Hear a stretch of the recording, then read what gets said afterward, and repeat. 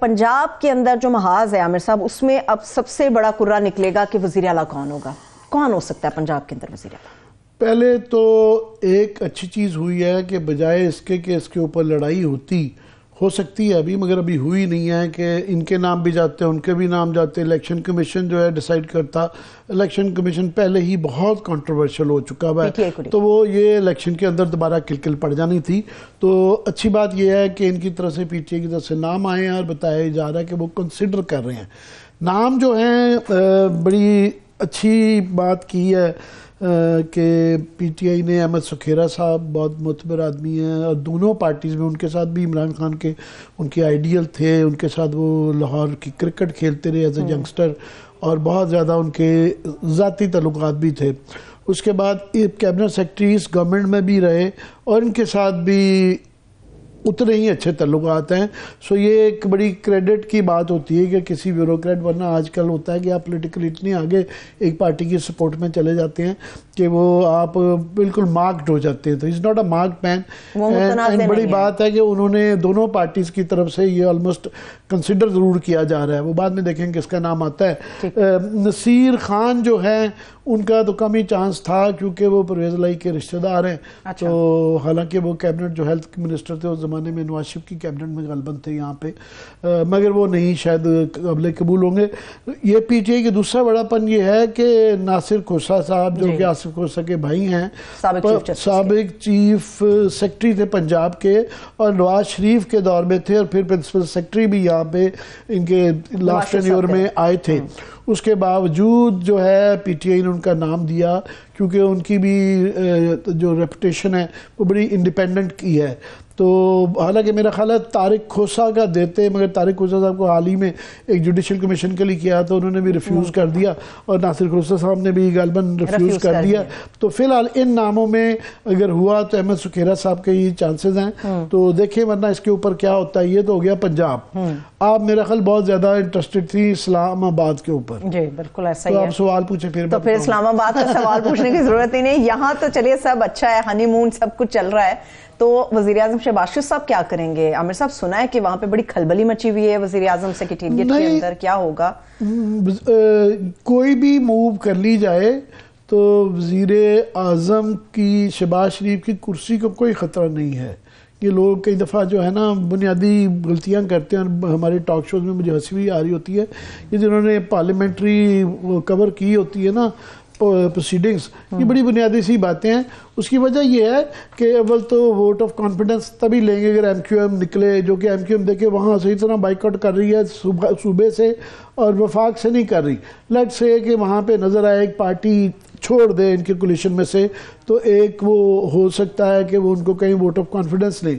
मगर अगेन बार बार दोहराना पड़ता है कि उनको अगर तो जो है वोट ऑफ कॉन्फिडेंस में पहले 172 नहीं आते तो जो भी हाउस की स्ट्रेंथ होगी उसमें से लेने हैं उन्होंने। ओके इस चीज को लेकर कंफ्यूजन है। तो वो पीपल्स पीटीआई तो फील्ड में नहीं है, अगर हो भी तो उनके 20-25 बंदे टूट चुके हुए हैं, तो लिहाजा वो पूरा नहीं फिगर होता। ये बाप भी छोड़ जाए, एमक्यूएम भी छोड़ जाए, पीटीआई वापस भी आ जाए तो उनकी वजारत उज़्मा का मुझे ख़तरा नहीं लगता। हाँ, पीटीआई के लिए 2-4 बड़े फ़ायदे हैं। इनको वापस अगर ये आ जाते हैं जो आज इमरान खान ने इशारा दिया है तो मेरा ख्याल हाँ थोड़ा सा ये ज़रूर होगा ख्वाजा आसिफ को मौका मिलेगा, कुछ शर्म या कुछ उस तरह की जो पिछली दफ़ा सुनने को पड़ा था, कुछ शर्म कुछ हया सुननी पड़ेगी।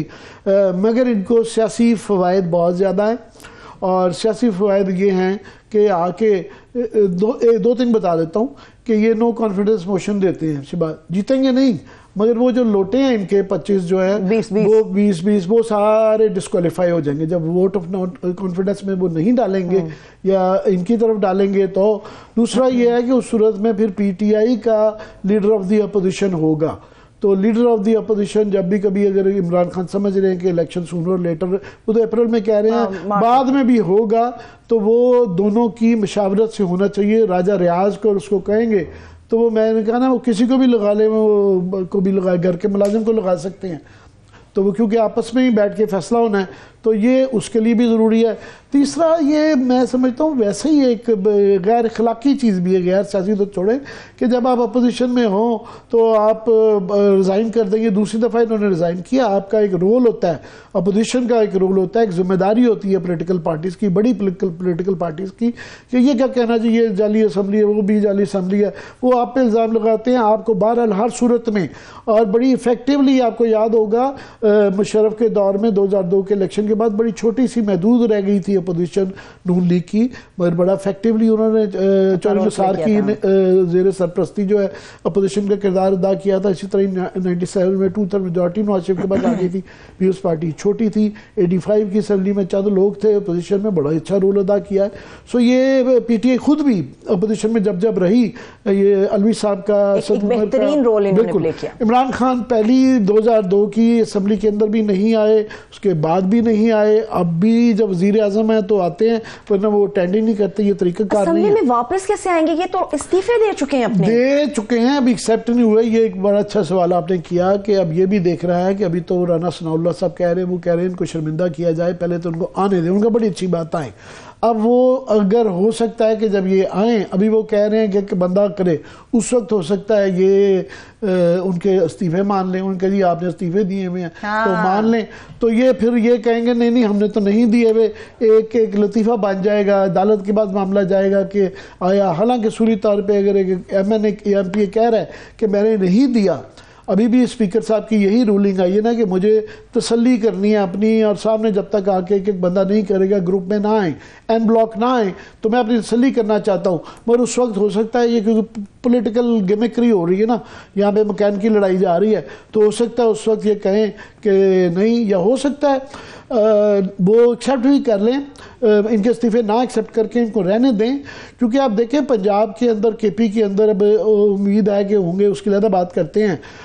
تقریباً آدھا تو جنرل الیکشن ہو رہا ہے, اور اس کے بعد ان کے 135 بائی الیکشن بھی ساتھ میں آئیں گے دوبارہ اگر ہوں گے سیٹس پہ, تو وہ ورچولی 80% تو الیکشن ہو رہا ہوگا. تو وہ ایک اس سے ایک اور کرائسس جنم لیتا ہے. تو وہ چاہیں گے بیچ میں آئیں گے, کم از کم نیشنل اسمبلی جو ہے, یہ 2 اسمبلیاں تو چلی گئی ہیں, تو یہ وہاں پہ اگست تک اسٹریچ کرنا چاہیں گے. تو اس لیے سسٹم ایک چلتا رہے گا, کیونکہ دیکھیں پہلے یہ ایک لولی لنگڑی نیشنل اسمبلی ہو چکی ہوئی ہے. ایک سب سے بڑی پاکستان کی جو پارٹی ہے وہ وہاں پہ نہیں ہے, اپوزیشن نہیں ہے. راجہ ریاض ایک مذاق کا آدمی ہے. ہاں آنے سے میں نے کہا نا, وہ آنے کے بعد یہ نو کانفیڈنس موشن دیں تو یہ جو لوٹے ہیں رانا ریاض اینڈ کمپنی, یہ سارے فارغ ہو جاتے ہیں. صحیح ہے. مجھے عامر صاحب ایک خبر دے دیجیے کہ اس وقت کراچی کی 235 جو یونین کونسلز تھی ان کے نتائج سامنے آ گئے ہیں. پاکستان پیپلز پارٹی وہ 93 یونین کونسلز کے ساتھ اس وقت آگے ہے. جماعت اسلامی 86 ہے. پاکستان تحریک انصاف اس وقت 40 کے ساتھ ہے. آزاد امیدوار 3 ہے, اور مسلم لیگ نون نے اس وقت 7 یونین کونسل میں جو ہے وہ سبقت حاصل کی ہے. اس کی خبریں دیتے رہیں گے. یہ خبریں بڑی امپورٹنٹ اس لیے ہے کہ یہ ان کو فری ہینڈ نہیں ابھی تک پیپلز پارٹی کو ملا, میجورٹی نہیں ملی. غالباً 235 کا آپ کر لیں تو 118 شاید کینڈیڈیٹ چاہیے سمپل میجورٹی کے لیے. ابھی نظر آ رہا ہے, میں اسکرین پہ پڑھ رہا ہوں کہ 93 جو ہے پیپلز پارٹی کے ابھی تک آ چکے ہوئے ہیں, اور اگر نون لیگ کی 7 اور جے یو آئی کی غالباً 4 ہیں, یہ مل جائیں تو یہ بھی وہ نہیں, ان کی بھی دیکھیں برابر نیک اینڈ نیک چل رہی ہے. ایکچولی 10 زیادہ ہیں. اگر جماعت اسلامی کو پی ٹی آئی نے پہلے ہی کہا ہے کہ ہم کسی کو بھی سپورٹ جماعت اسلامی کو کر دیں گے. اگر جماعت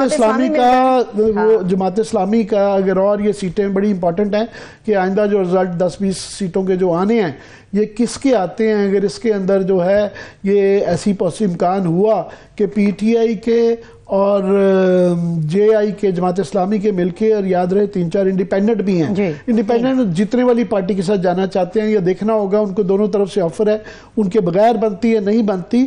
تو یہ totally it's not over until it's over. Karachi is still on. بالکل صحیح ہے. اب آتے ہیں نیشنل اسمبلی کے اوپر. عامر صاحب جو آپ ریزگنیشنز کے اوپر بات کر رہے تھے, جن لوگوں کے استعفے منظور کیے گئے تھے راجہ پرویز اشرف صاحب کی طرف سے, عامر صاحب وہ تو مکمل خسارے میں رہے. خان صاحب کے سامنے جا کے وہ کیا بات کریں گے؟ نہیں وہ تو جا چکے ہوئے ہیں, جو خسارے میں رہے نا, سارے وہ تو جا چکے ہوئے ہیں.